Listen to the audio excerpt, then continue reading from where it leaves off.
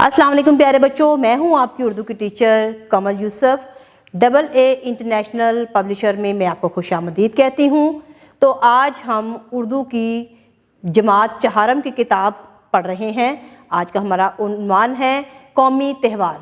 تو پیارے بچوں، کیا آپ جانتے ہیں کہ قومی تہوار کون کون سے ہوتے ہیں؟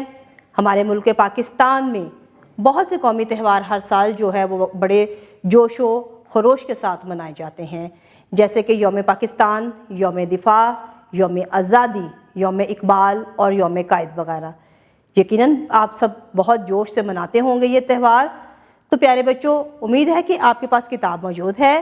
اپنی کتاب کھولیں تاکہ ہم اپنے سبق کا آغاز کریں۔ سبق نمبر 5، قومی تہوار۔ حاصلات تعلم۔ اس سبق کے مطالعہ کے بعد طلبہ اس قابل ہو جائیں گے کہ وہ اپنے مشاہدات، خیالات اور مربوط رواں اور موضوع انداز میں لکھ سکیں، کسی سرگرمی میں حصہ لینے کے لیے اپنی خواہش کا اظہار کر سکیں، معلومات عامہ اور فطری موضوعات پر مبنی تحریریں سمجھ کر پڑھ سکیں، عددی ترتیب، تیسرا، چوتھا، 19واں وغیرہ کو جملوں میں استعمال کر سکیں، جماعت، اسکول کی اسمبلی، بزم ادب یا باہمی گفتگو میں اپنے خیالات کو اعتماد کے ساتھ پیش کر سکیں، سن کر غلط اور صحیح تلفظ میں فرق کر سکیں، اس میں خاص، معرفہ اور اس میں عام نکرہ میں فرق کر سکیں، مختلف سماجی تقریبات میں اردو بولنے میں فخر محسوس کر سکیں۔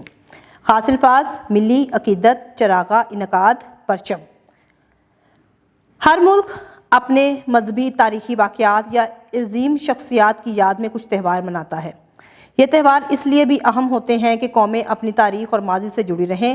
تہوار آپس میں میل جول، اتفاق اور پیار بڑھاتے ہیں۔ یوم آزادی، یوم پاکستان، یوم دفاع، یوم اقبال اور یوم قائد پاکستان کے قومی تہوار ہیں۔ آئیے ان تہواروں کے بارے میں تفصیل سے جانتے ہیں۔ یوم آزادی، یہ دن ہمیں 14 اگست 1947 کی یاد دلاتا ہے۔ اس دن ہمارا پیارا وطن پاکستان معرض وجود میں آیا۔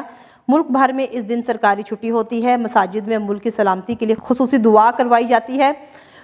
سرکاری عمارتوں اور گھروں پر پاکستانی پرچم لہرائے جاتے ہیں۔ بچے ہوں یا بڑے جوش و خروش سے پاکستان زندہ باد اور پاکستان کا مطلب کیا، لا الہ الا اللہ کے نعرے لگاتے ہیں اور اپنے گھروں کو جھنڈیوں سے سجاتے ہیں اور قومی پرچم اپنے گھروں کی چھتوں پر لہراتے ہیں۔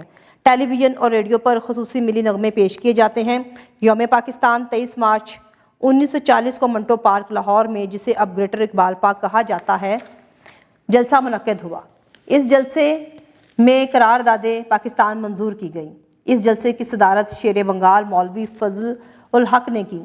قرارداد پاکستان کی بنیاد پر اور قائد اعظم رحمۃ اللہ کی قیادت میں مسلمانوں کی نمائندہ جماعت مسلم لیگ نے ایک اسلامی سلطنت کی بنیاد رکھی اور بڑے صغیر کی تاریخ بدل ڈالی۔ ہر سال 23 مارچ کا دن یوم پاکستان کے طور پر منایا جاتا ہے۔ اس دن دفاعی دارالحکومت میں ایک بہت بڑی پریڈ کا اہتمام کیا جاتا ہے۔ ملک بھر سے لوگ یہ پریڈ دیکھنے اسلام آباد آتے ہیں۔ یوم دفاع، پاکستان میں ہر سال 6 ستمبر کا دن قومی دن کے طور پر منایا جاتا ہے۔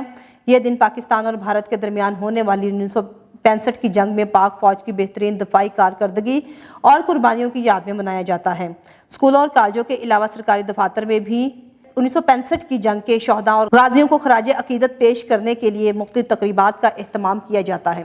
یوم اقبال، 9 نومبر کا دن شاعر پاکستان ڈاکٹر علامہ محمد اقبال رحمۃ اللہ کی پیدائش کے حوالے سے مشہور ہے۔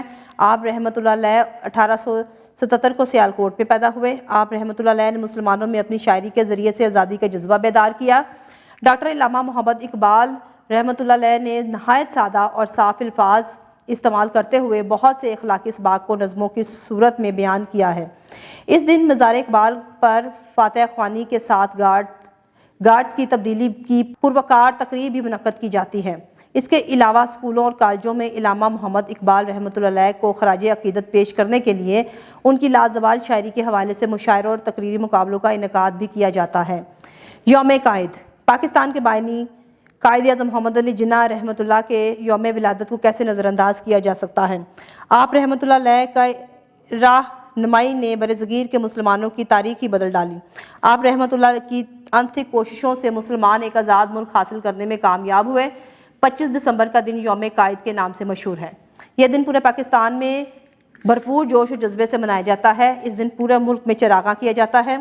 مساجد اور مدارس میں قرآن خوانی کا اہتمام کیا جاتا ہے۔ مزار قائد پر بھی اس دن گارڈز کی تبدیلی کی پروقار تقریب ہوتی ہے اور قائد اعظم محمد علی جناح रहमत उल्लाह को खराज तहसीन पेश किया जाता है। नए अल्फाज मायनी लाजवाल, जिसे जवाल ना हो, जोशो खरोश, जज्बा, वलवला, ताकीद करना, ज़ोर देकर कहना, एहतमाम करना, इंतज़ाम करना, मदारस मदरसा की जमा, इनकाद मुनक्किद करना। जी तो प्यारे बच्चों, उम्मीद करती हूँ आज का सबक कौमी त्यौहार जो हम लोगों ने पढ़ा वो आपको बहुत अच्छे से समझ आया होगा, और मुख्तलिफ त्यौहार जो हमने इस सबक में पढ़े और उनके बारे में मालूमात हासिल की आप लोगों को अच्छे समझ आ चुकी होंगी। अगले सबक के साथ नई वीडियो में मैं दोबारा आपसे मुलाकात करूँगी। तब तक के लिए अल्लाह हाफ़िज़।